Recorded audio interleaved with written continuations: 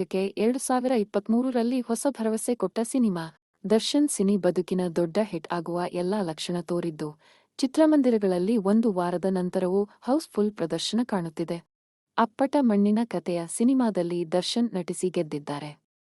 ದರ್ಶನ್ ಅಭಿಮಾನಿಗಳು ಮಾತ್ರವಲ್ಲದೆ ಎಲ್ಲಾ ವರ್ಗಕ್ಕೂ ಸಿನಿಮಾ ಇಷ್ಟವಾಗಿದೆ.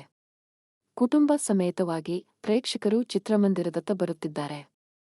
ಕೆಜಿಎಫ್ ಯಶಸ್ಸನ್ನು ಕಂಡು ಅನೇಕ ಕನ್ನಡ ನಿರ್ಮಾಪಕ ನಿರ್ದೇಶಕರು ಪ್ಯಾನ್ ಇಂಡಿಯಾ ಸಿನಿಮಾ ಮಾಡಲು ಹೋಗಿ ಮಕಾಡೆ ಮಲಗಿರುವುದು ಸತ್ಯ. ಪ್ಯಾನ್ ಇಂಡಿಯಾ ಸಿನಿಮಾ ಮಾಡಿದ ಮಾತ್ರಕ್ಕೆ ಕೋಟಿ ಗಳಿಸಲು ಸಾಧ್ಯವಿಲ್ಲ ಎನ್ನುವುದು ಈಗಾಗಲೇ ಗೊತ್ತಾಗಿದೆ.